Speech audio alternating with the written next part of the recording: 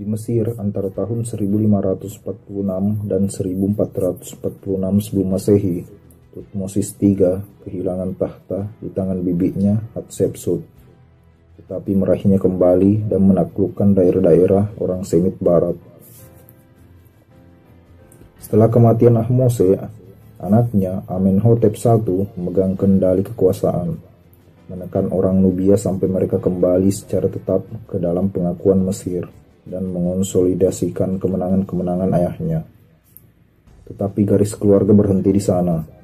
Amenhotep bukan saja tidak memiliki anak, tetapi juga tidak menikah selama sebagian besar hidupnya. Istrinya yang pertama meninggal pada usia muda, dan Amenhotep tidak mengambil istri lagi. Zaman di mana Faraoh membanggakan istri yang banyak jumlahnya dan lusinan selir, terlihat bahwa selera Amenhotep tidak tertuju kepada wanita.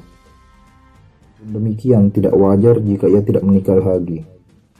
Bahkan penguasa kuno yang lebih menyukai pergaulan dengan sesama jenis kelamin masih dapat menghasilkan keturunan yang diperlukan untuk stabilitas dinasti. Amenhotep I tetap sendirian, sangat soliter, dan menunjuk jenderal kepercayaannya untuk menjadi raja sesudahnya. Jenderal itu bernama Thutmosis, adalah juga iparnya. Secara teknis, dia adalah anggota keluarga kerajaan, namun pemahkotaannya merupakan penyimpangan besar suatu peralihan kekuasaan yang wajar dari ayah kepada anak lelakinya.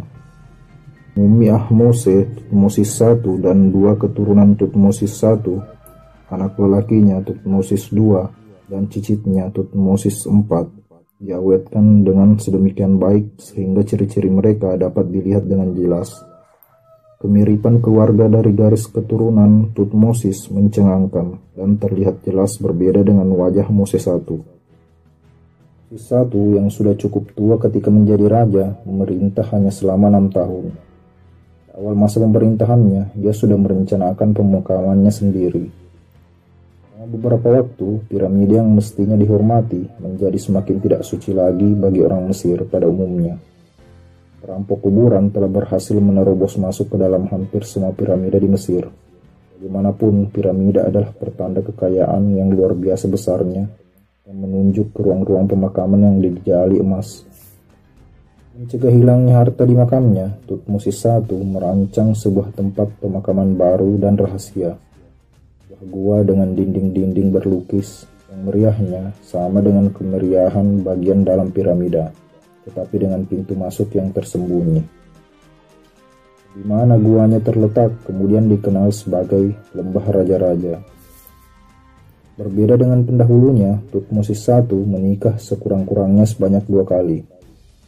Istrinya yang paling bermartabat rajawi adalah saudari Amenhotep, anak perempuan Ahmose yang agung, dan ibu dari 2 anak lelaki dan 2 anak perempuan. Tetapi ia juga menikahi seorang istri yang lebih bersahaja, yang memberinya seorang anak lelaki.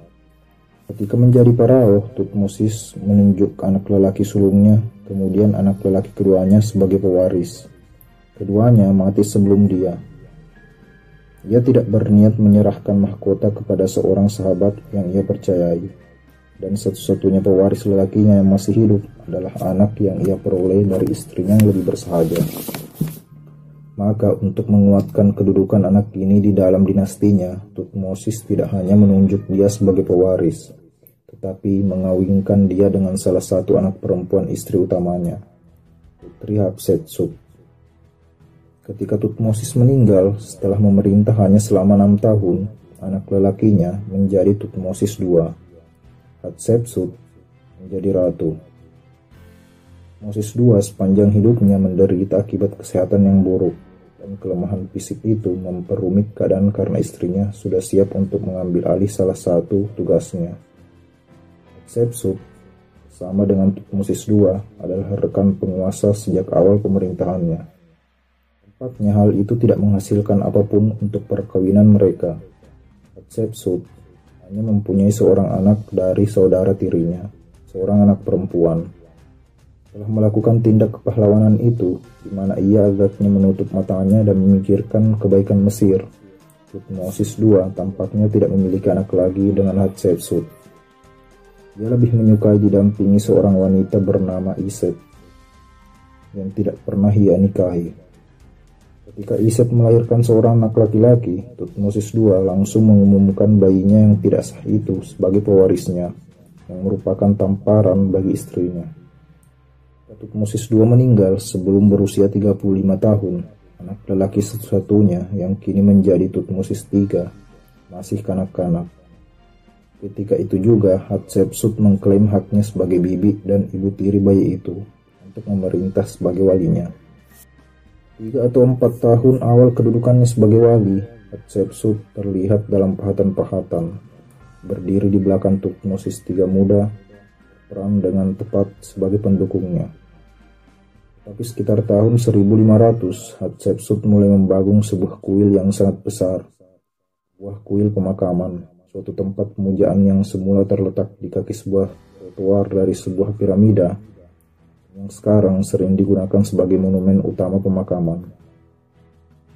Teori kuil itu dibangun untuk menghormati Dewa Matahari Amun. Di sisi timur, kuil itu menghadap langsung ke seberang sungai Nil di sebuah kuil Amun lainnya yang lebih besar, kuil di Karnak. Di sepanjang sebuah tembok, Hatshepsut memerintahkan pembuatan sebuah relief terpahat. Amun, yang sungguh menakjubkan, sedang mengunjungi ibu Hatshepsut. Indikasinya adalah bahwa Hatshepsut telah diciptakan oleh dewa itu sendiri. Memainkan kedua sisi kartunya sebagai leluhur, ia juga memerintahkan pembuatan sebuah pahatan yang menyatakan bahwa Tutmosis I, duniawinya, telah memerintahkan supaya ia dimahkotai sebagai penguasa Mesir sebelum ia meninggal.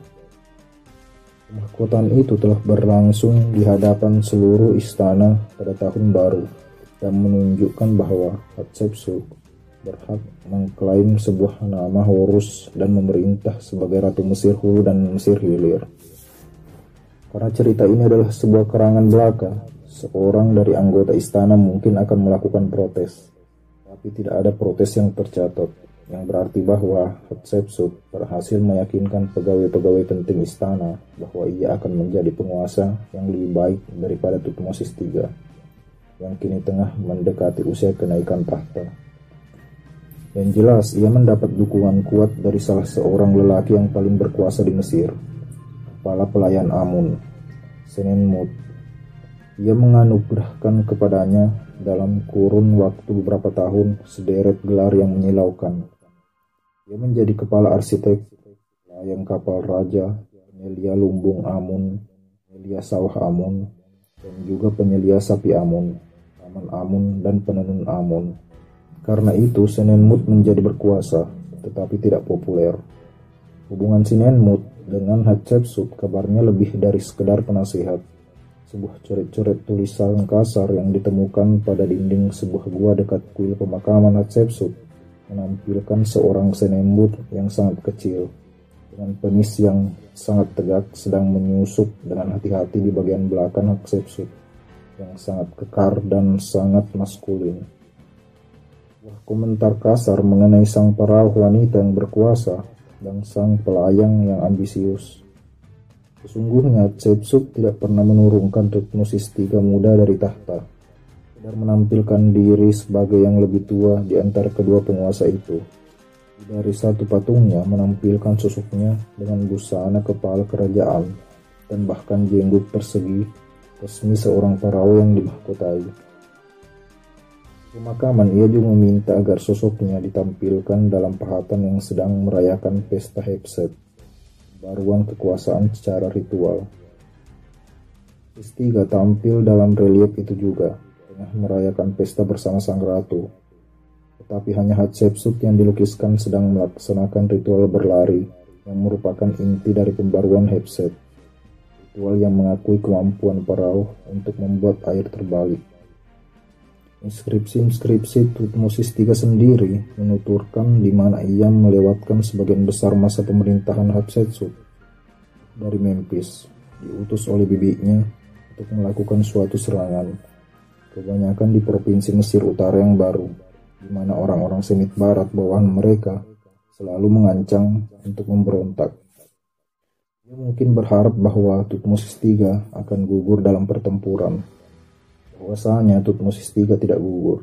entah karena terluka atau karena dibunuh, membuktikan kewaspadaannya dan juga mengisyaratkan bahwa tentaranya mungkin kurang terpesona pada Hatshepsut sendiri dibandingkan Senenmut dan orang-orang di rumah. Tentu saja Hatshepsut curahkan hampir seluruh energinya untuk proyek-proyek dalam negeri, sama bangunan. Di dunia kuno, jumlah bangunan yang didirikan oleh seorang raja dipandang sebagai tolak ukur keberhasilannya, dan Hatshepsut tidak ingin kebesarannya diragukan. Sementara itu, tentaranya tidak memiliki kemenangan besar selama hampir 20 tahun. 21 tahun setelah kematian suaminya, sementara penguasa pendampingnya dan anak tirinya yang sudah memasuki usia 20 tahun dan ditempa oleh pertempuran selama bertahun-tahun di pengasingan, Hatshepsut meninggal. Ayah dan pembantu umumnya, Senenmut, juga meninggal tak lama kemudian.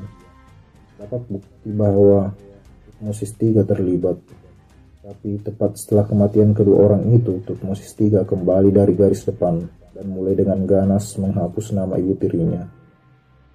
Gelarnya dihapus dari setiap monumen yang dapat ditemukan. Relief-relief yang menampilkan penunjukan ilahi wanita itu dihancurkan. Dia memerintahkan supaya patung ibu tirinya dibuang ke tambang batu yang berdekatan. Hatshepsut telah memerintahkan pembuatan obeliks-obeliks yang menunjuk ke matahari sebagai penghormatan kepada Amun. Thutmosis III tidak menghancurkannya, mungkin karena takut akan kemarahan dewa, tetapi yang memerintahkan pembangunan tembok di sekelilingnya agar tidak terlihat. Dia memerintahkan penghancuran makam Senenmut.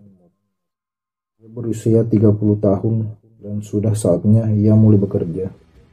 Secara teknis, Thutmosis III telah menjadi Raja Mesir selama 22 tahun ketika ia benar-benar meraih tahta.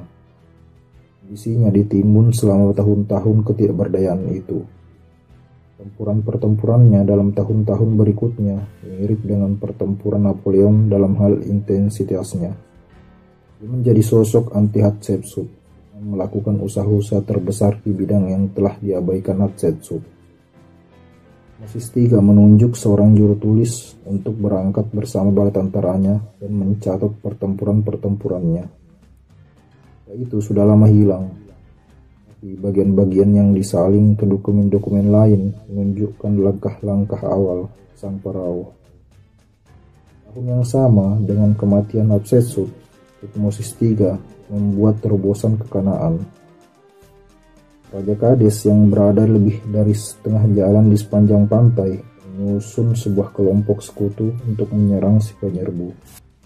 Thutmosis menghadapi mereka di kota Megiddo yang terletak di sebuah sela pegunungan yang melintang dan memisahkan Mesir dari Mesopotamia. Pertempuran itu kacau balau.